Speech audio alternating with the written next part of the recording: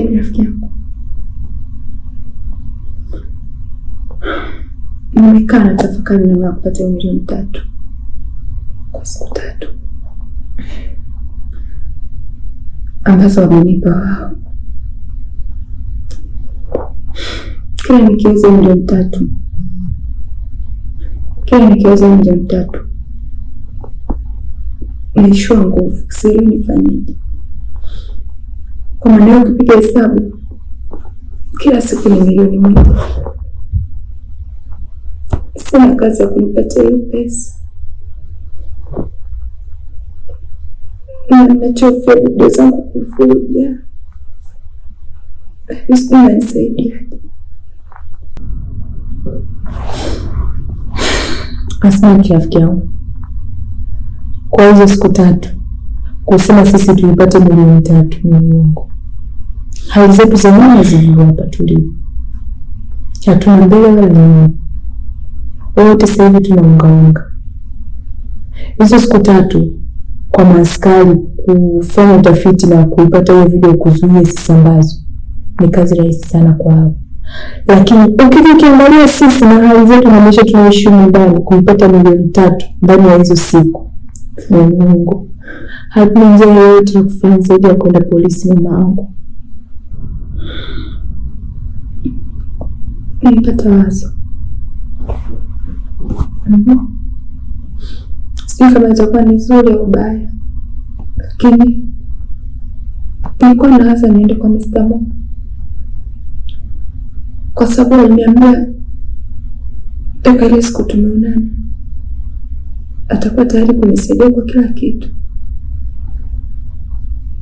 Inaamini hata nikimwambia hili anaweza kunisaidia, kwa sababu hata ukienda kituoni hivi ndipo bado sitavuja. Nilichokiona wewe ndo kapambana huko polisi na mimi niende huko kwa Mr. Mo. Mimi namna ambayo tulisaidia, alafu nadhani watu wawili tukienda huko na huko jambo linaweza kutatulika kwa haraka. Sawa. Wazo baya ni wazo zuri pia. Hapa sasa cha msingi ni tumuombe tu Mwenyezi Mungu wote tufanikiwe. Na mimi naamini hii swala tunaenda kulimaliza. Ila nakuomba sana Asnati rafiki yangu, unapenda huko kwa Mr. Mo kwa makini. Yasije kaibuka tena makubwa kuliko watu waliokuwepo nayo.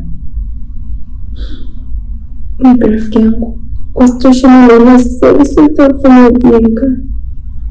Video zinanitesa. Nawaza nilichofanyia kidogo kumbe na alikuwa anaumia kiasi hiki. Sasa nafanya kubafu. Sawa, sitaki vitu. Pole.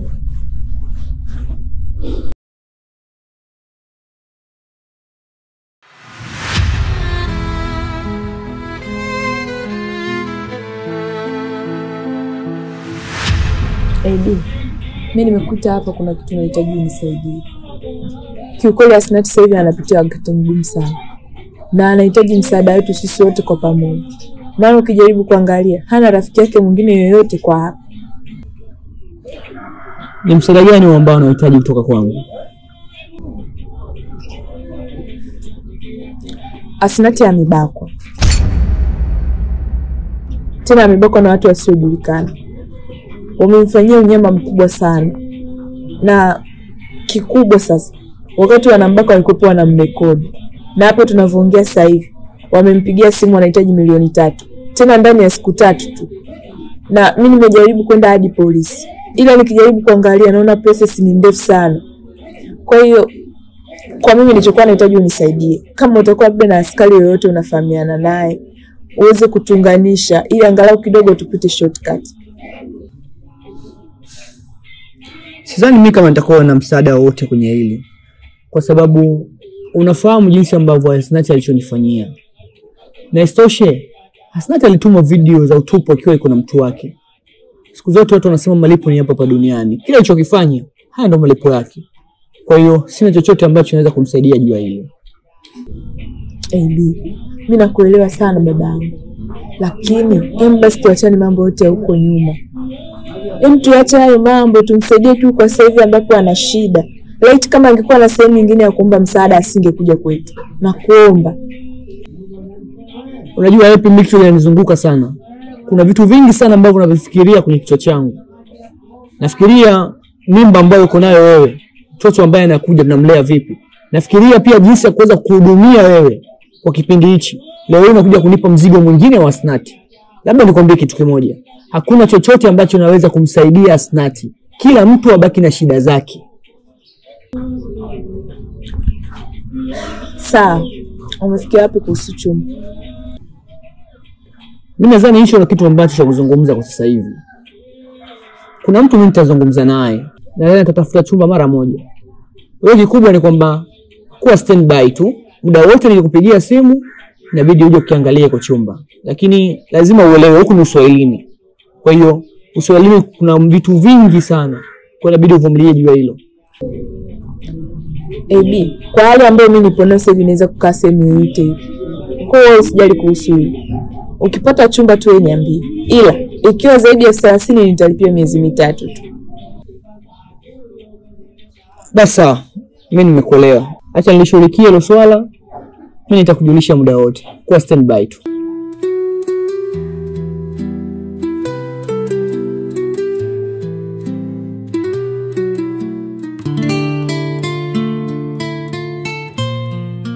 Samahani Mr. Mo. Simu yangu imekuwa ni ya ghafla sana kwako ambao hukutegemea. Kiukweli nimekuja hapa nina changamoto. Nilikuwa nahitaji unisaidie. Ni kitu gani tena hicho Asnati? Kuwa free tu kuniambia. Kuna changamoto kubwa sana ambayo inanisumbua. Na hii changamoto inaweza ikanipelekea mimi mpaka nikaondoa uhai wangu. Nisiendelee kuishi tena hapa duniani. Unanichanganya Asnati. Na bado sipata kukuelewa. Ni changamoto gani hiyo inakusumbua wewe? Na mpaka unakuwa katika hali kama hii. Kuna watu waliona ile video ambayo nilikuwa nimekutumia wewe, ambao nilikuwa na kijiungo.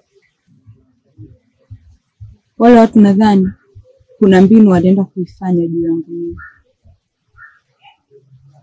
Na baada ya kuona ile video walitokea vijana 3 wakanibaka. Lakini wakati wananibaka walinifanyia kitendo cha udhalilishaji sana. Walinirekodi. Mbaya zaidi walinifanya kinyume na maumbile. Baada ya hapo, mmoja kati ya wale vijana ambao walinibaka alitokea mmoja akanipigia simu. Nimpe kiasi cha shilingi milioni 3 ili wasivujishe ile video. Nisipomtumia hiyo pesa, watavujisha video yangu. Kwa hiyo, nina hofu sana na hilo jambo. Na endapo wakivujisha ile video, watakuwa wameniharibia maisha yangu kiujumla.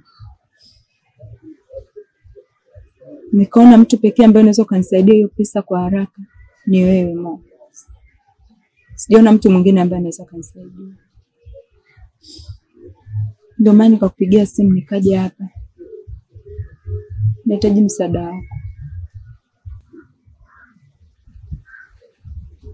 Kwanza pole sana dada. Kwa sababu tukio ulofanywa wewe ni baya sana. Hila kuhusu hizo hela unaniambia unahitaji kutoka kwangu. Ni hela nyingi sana Asnati. Milioni 3 si hela ndogo. Hela nyingi mno. Kwa hiyo mimi siwezi kutoa msaada kwako hata kidogo. Na labda nikwambie kitu kimoja tu. Mimi kwako nilipenda kitu kimoja tu. Kile ambacho nilichopenda kwenye video tu. Ile michezo yako unacheza wewe na Kijungu. Ndio nitamanisha tu. Mimi sije kukupenda hata kidogo katika moyo wangu. Nilikutamani tu. Na kile kitu ambacho nilitamani kwako nimekipata. Alafu nikwambie tu ukweli. Kile kitu ambacho nilikuwa nachozania kiukweli kipo tofauti kwangu kabisa.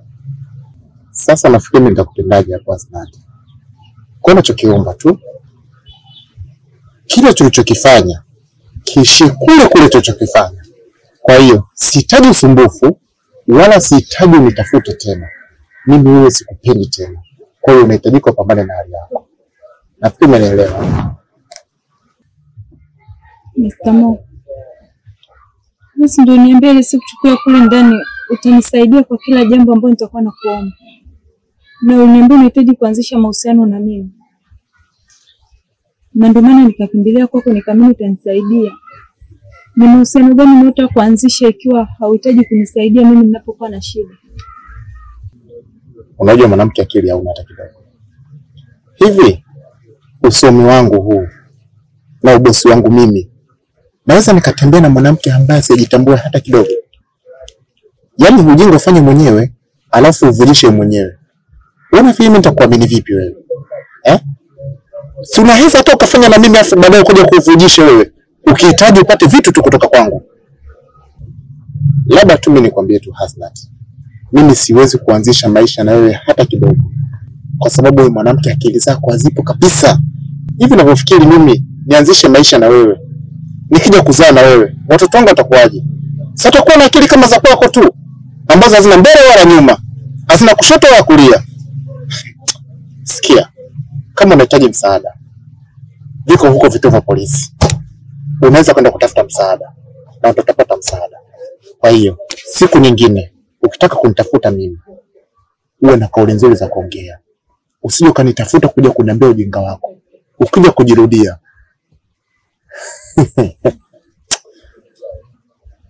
Nitatuma vijana 10 kufanyia vitu vibaya sana. Lakini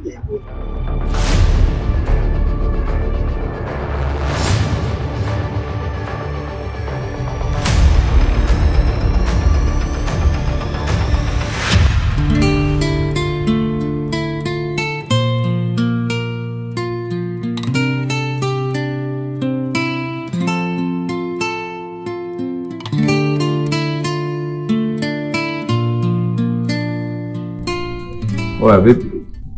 Fresh na waje mzee. Safi mwanangu. Oya.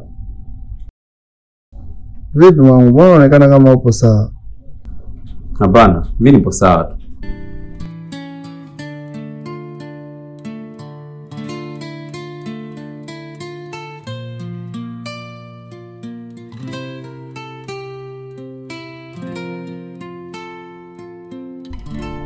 Boss.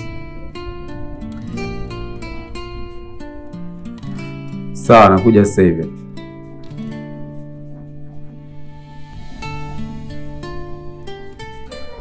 Hoya, baadaye kuna simu kidogo na wewe. Lakini unaonekana hapo sawa mzee. Hamna, mimi nipo vizuri mwanangu.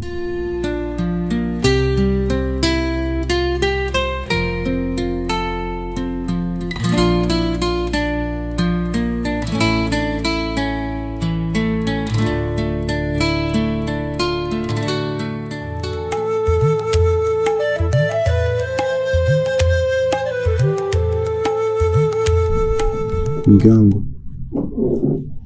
kuna jambo nataka kulijua kutoka kwako. Shu kuna maneno anakuja kuniambia.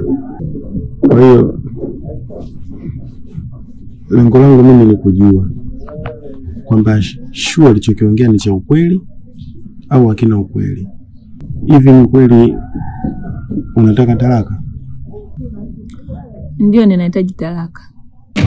Tena haraka iwezekanavyo. Asije baba kijacho wangu hakajua kama bado hujaniacha. Ukanisababishia mengine bure, nikakosa huku na kule. Ninachohitaji mimi hapa ni talaka tu.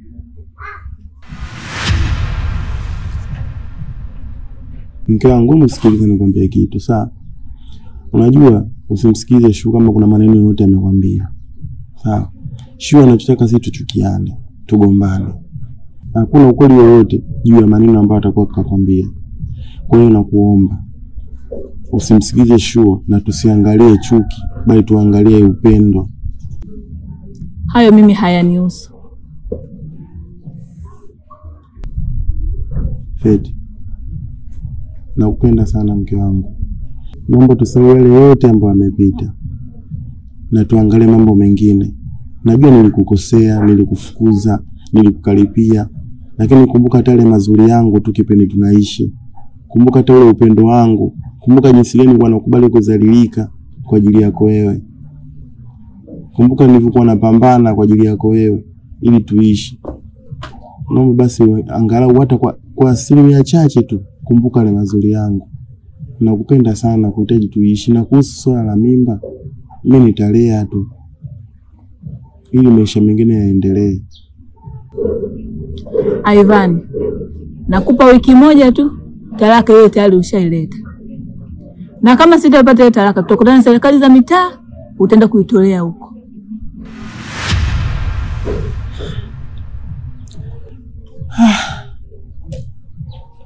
Kwani tufike huko? Hadi kwenye mambo ya serikali za mitaa, Kwani ina maana mke wangu? Ina maana nimefanya kosa kubwa sana ambalo siwezi kusamehewa? Ni makosa mangapi ambayo wewe umenitendea lakini nikawa mwepesi sana wa kusamehe? Kwa nini unakuwa mzito sana wa kusamehe? Mimi nimeshakubali, najua mimba sio ya kwangu, lakini nimekubali kuwa baba wa hiyo mimba. Ili mali tuishi maisha yaendelee. Kumbuka pia wewe sio mpenzi wangu. Ni mke wangu, tena wa ndoa. Kwa hiyo mimi naomba mke wangu, naomba tuelewane, mambo haya yaishi ili tuishi kama zamani na amani irejee kama zamani. Mimi niko tayari kwa lolote lile. Nakuomba sana mke wangu. Hebu naomba nitokee hapa kwenye machango. Yaani sitaki hata kukusikia hapa sasa hivi. Sasa mke wangu, mambo ya kuondoka anakujaje? Mimi lengo ni kujenga mimi na wewe ili aishi matatizo, tuendelee kuitengeneza familia iliyokuwa salama na yenye amani na upendo. Unanifukuzaje sasa? Ina maana nicho kuongea hapo hujakisikia.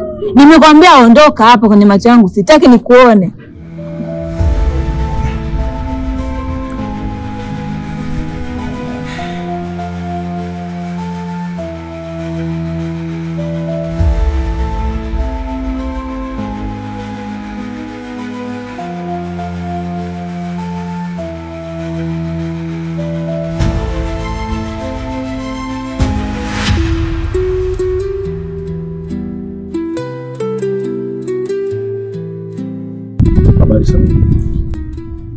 Safi bosi. Pole na majukumu. Asante sana. Salungi nimekuita nia na madhumuni nikupe taarifa kwamba ndani ya siku 3 tutakuwa tupo pamoja kwa ofisi. Kwa sababu kesho na safari ya kwenda nyumbani kwa kina Aisha kwa sababu ya utambulisho. Wazazi wake wanijue na mimi pia nijue. Kwanza mimi nikupe hongera sana bosi wangu. Kiukweli umefanya maamuzi ya kiume sana na umefanya jambo la kheri. Kwa hiyo Mwenyezi Mungu akutie nguvu kwenye hicho ambacho unataka kwenda kukifanya. Na mimi nikutakie tu kila la kheri kwenye safari yako. Nashukuru sana. Tena sana. Ila ningependa nikusitizie kwa sababu tutakuwa tupo pamoja kwa ofisi. Ningependa uwe makini sana na kazi. Na kama itatokea changamoto yote ndani ya ofisi, ningependa sana unijulishe. Kuhusu hilo bosi wangu hata usijali. Mimi nitakuwa makini sana. Nitahakikisha nafanya kazi kwa bidii na kusimamia kila kitu kiende sawa kama ambavyo wewe ulivyopanga. Hakuna kitu chochote kile ambacho kitakachoharibika. Kwa hiyo kuwa na amani. Ofisi umeacha sehemu salama sana. Nitasimamia kila kitu kitenda sawa. Nashukuru sana kusikia hivyo. Na kuhusu amani na wewe sina shida kabisa. Na wala sina wasiwasi kabisa na wewe. Wewe na kuamini sana. Na katika kufanya kazi ambayo kwamba nawapa kipaumbele ni wewe. Kwa hiyo wala usijali, wala mimi sina wasiwasi. Sawa bosi, usijali, tupo pamoja. Sawa, ngoja mimi nikuache niendelee na mambo mengine. Sawa bosi, haina shida. Haya.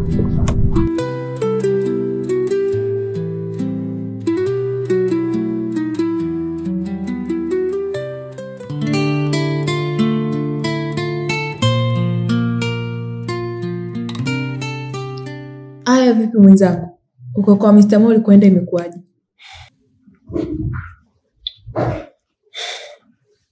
Hamna cha maana nilichoenda ukipata.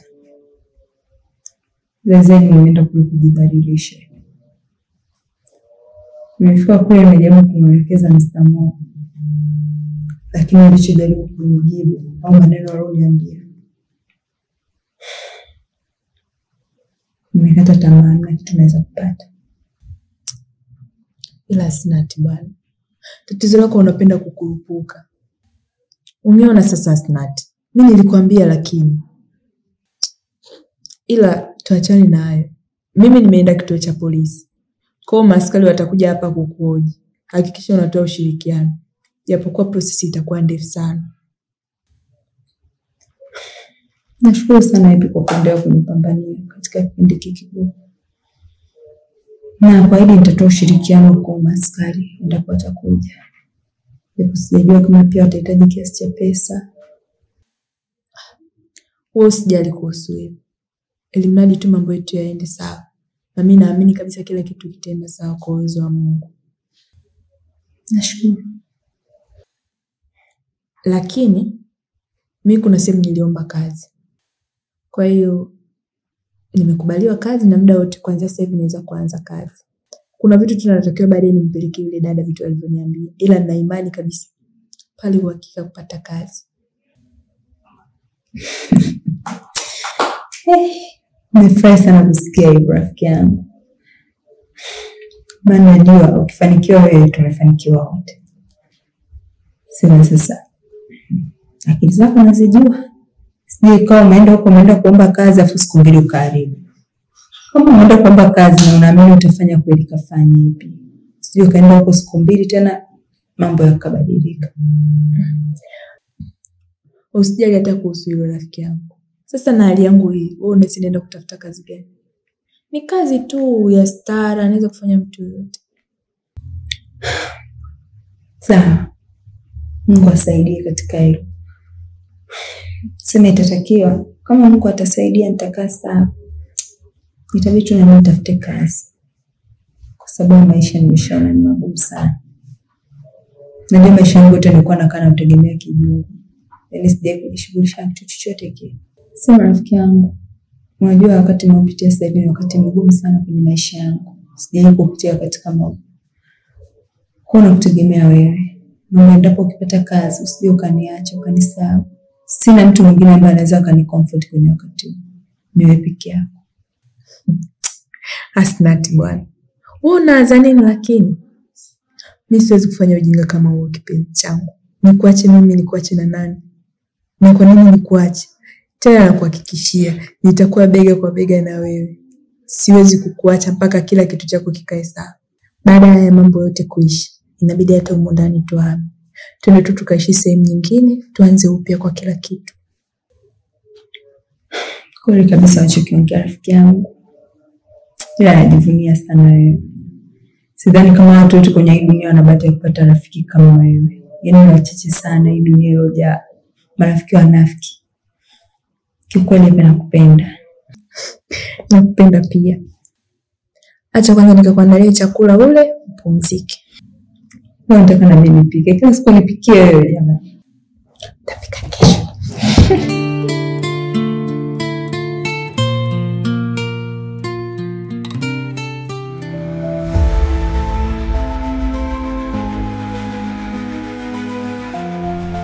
Sarungi,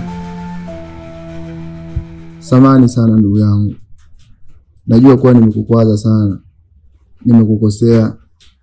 Nimekuvunjia heshima kwa namna moja ama nyingine. Lakini naomba unisamehe sana kwa sababu mimi nimekuja kugundua kwamba kile nilichokifanya ni utoto na ni ujinga tu ambao mimi niliuwaza. Lakini naomba unisamehe sana. Kiukweli sina cha kuzungumza kingine zaidi ya kukuomba tu msamaha.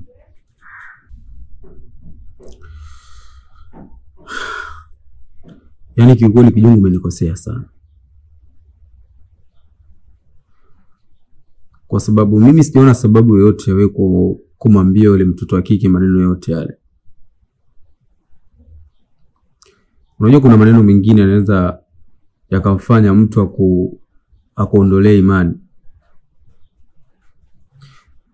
Yaani umeenda kumwambia vitu vingi sana ambavyo ni vya uongo. Alafu ukiangalia sasa wewe ni mtoto wa kiume unaenda kuongea maneno kama yale, lengo lako labda lilikuwa ni nini? Unajua kuna vitu vingine upasi kuongea hata kama ndio ingekuwa kweli. Lakini sio vizuri kumwambia tu kila mtu vitu ambavyo wewe hata havikuhusu. Kwa sababu muda mwingine unaenda kumwambia mtu maneno kama yale ni sasa kama umeenda kumdhalilisha. Ndio tuchukulie sasa ndio ingekuwa kweli, sasa ndio umekuja kuomba msaada kwako, unafikiri ingekuwaje? Inaona kwamba tayari kila ninakopita uko nje tungekuwa najua da kumbe mshikaji uko pale na Fadhili, sio kitu kizuri. Bora mimi sije kukufanyia hivyo hata siku moja. Kwa nini sasa wewe umeamua kumfanyia kitu kama hicho? Kwa hiyo kiukweli nilichokifanya mimi sijapendezewa nacho hata kidogo. Yaani sijapendezewa nacho na nilikasirika sana. Ila wewe usiwaze. Ila kiukweli mimi imeniuma sana. Sawa. Na ndio maana mimi nikaamua kukuomba msamaha ndugu yangu. Kwa sababu wahenga wenyewe wanasema kwamba muungwana akivuliwa nguo huchutama. Mimi sina kingine cha kuzungumza zaidi ya kusema tu kwamba nisamehe. Ukweli ni kwamba najisikia hadi vibaya kwa sababu wewe umenisaidia vitu vingi sana. Umekuwa mtu muhimu sana kwenye maisha yangu. Bila kujali chochote kile ambacho mimi nakifanya au nilishawahi kukifanya kwenye maisha yako. Najisikia vibaya. Na ndio maana sasa hivi hapa nakwambia kwamba nisamehe kutokana na kwamba hadi nafsi yangu yenyewe inanungunika. Naomba nisamehe sana ndugu yangu. Kwa mara nyingine nakuomba nisamehe. Kuwa makini sana Kijungu. Kwa sababu hii sio mara yako ya kwanza wewe kunifanyia vitu kama hivi. Ulishawahi kunifanyia huko nyuma, lakini mimi nilipotezea kila kitu na kuacha maisha mengine yaendelee kwa sababu najua kwamba sisi ni marafiki na binadamu kusaidiana ni vitu vya kawaida. Umerejea tena kufanya makosa yale yale ambayo umeyafanya nyuma. Sio kitu kizuri. Kwa hiyo nakuomba sana uwe makini sana na haya maisha. Hata kama mimi ni rafiki yako, tunasaidiana kwa vitu vingi sana, lakini ipo siku pia mimi naweza nikachoka alafu nikafanya maamuzi ambayo labda wewe anaweza kukuumiza kwa namna moja ama nyingine. Na mimi sitaki tufikie huko kwa sababu sisi wote vijana tunatafuta, hatujui mbele kitatokea nini. Sijui mimi hatima maisha yangu mbele itakuwaje. Kwa pengine huko mbele mimi mwenyewe naweza kwenda kuharibikiwa alafu ndo kwa msaada kwangu. Kwa hiyo kabla hujafikia kote huko, na kuomba uwe makini sana katika hichi kipindi. Na uwe makini sana wa kutunza siri zangu na mimi nitunze siri zako. Pale ambapo unapoona kwamba hakuna sababu ya mtu kumwambia kitu ambacho kinachonihusu mimi, basi usimwambie. Itakuwa umenilinda mimi, lakini pia umeniheshimisha kwa namna moja ama nyingine. Sio kila kitu changu tu unaweza kukizungumza nje, sio kitu kizuri. Hata kama itakuwa ni cha ukweli, hata kama itakuwa ni cha uongo, ukisikia kuhusu mimi yani wewe vunga. Yani ndio tunatakiwa tuishi katika hiyo mifumo. Kwa hiyo hii sasa hivi ni mara ya pili umerejea tena. Endapo ukija ukirejea tena kufanya kosa kama hili, mimi sitokuwa tena na msamaha na wewe. Ni bora tu kila mtu atatafuta maisha yake. Mimi nitapambana kiupande wangu na wewe utapambana kiupande wako, maisha mengine yataendelea. Kwa sababu nitakuwa namsaidia mtu ambaye hana msaada wowote kwenye maisha yangu. Ila kwa sasa hivi ukiendelea tena kufanya hicho ambacho ulichokifanya, ni bora tu kila mtu afanye maisha yake. Sitokuwa na msamaha tena na wewe.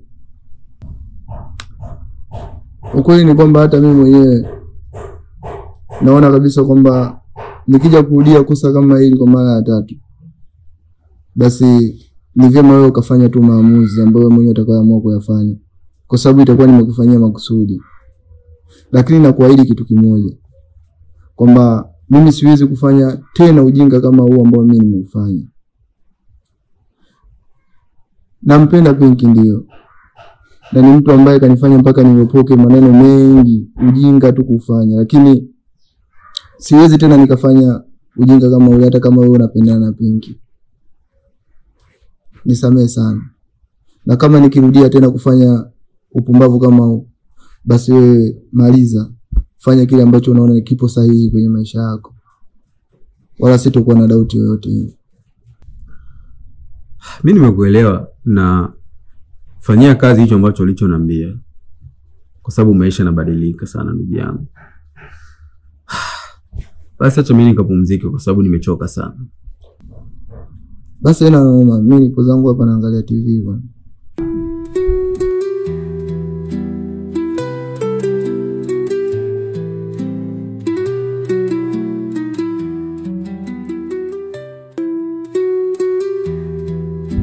Chala. Kiukweli mimi nimekaa nimefikiria kuhusiana na lile ombi lako ambalo umeniambia. Mimi nimeona sioni sababu ya mimi kukatalia jambo lako. Kwa sababu kiukweli hata mimi nakupenda sana. Tena nakupenda kutoka ndani ya moyo wangu kabisa. Ila nafikiri wewe mwenyewe unajua ni vitu gani ambavyo mimi nilikupitia hapo nyuma. Kiukweli ni vitu ambavyo kiukweli ni havielezeki. Kwa hiyo hata kama nikijaribu kufikiria, basi ndio mwingine naweza nikakosa matumaini ya mimi kuingia tena kwenye mahusiano mengine. Lengo la kukuambia hivi ni kwamba unatakiwa uheshimu sana hisia zangu. Na mimi pia natakiwa sana niheshimu hisia zako. Sifikirii kama naweza kupata maumivu ambayo yanahusiana na mapenzi kutoka kwako. Mimi najua kwako nitapata furaha tu maisha yangu yote. Kwa hiyo nakuomba sana, jaribu kutunza moyo wangu ili mradi tumesipate maumivu. Na mimi nakuahidi nitakupenda, nitakuheshimu na nitakujali. Na nitakuheshimu pia. Na nitakufanyia vitu vyote ambavyo mwanamke anastahili kufanywa ili mradi awe na furaha ya kudumu.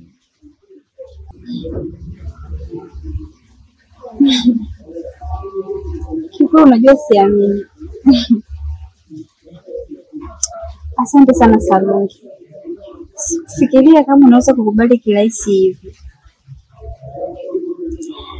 Moyo wangu una amani sana. Kuhusiana na hilo wewe hata usijali. Unajua Chala, wewe ni mwanamke mrembo sana. Na ni mzuri pia. Kwa hiyo kila mwanaume aliyerijali basi anatamani kuwa na mahusiano na wewe.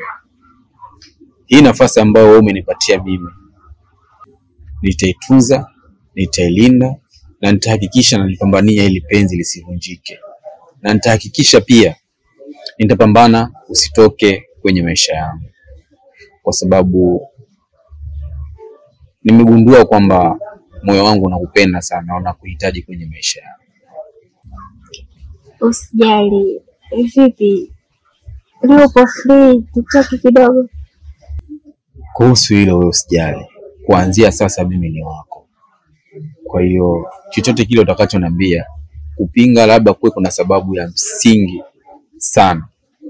Lakini vinginevyo muda wote, wakati wote ukinihitaji mimi nitakuwa na wewe. Na siku ya leo mimi nipo free. Sehemu yote ile ambayo unataka twende basi tutakwenda. Kuwa na amani. Hata ukisema tukae hadi kesho ni wewe tu. Kwa hiyo wewe niambie tu ni sehemu gani ambayo unataka twende, basi maisha mengine yataendelea. Basi sawa. Nitakwambia ni wapi twende tukiondoka hapa. Sawa. Haina shida.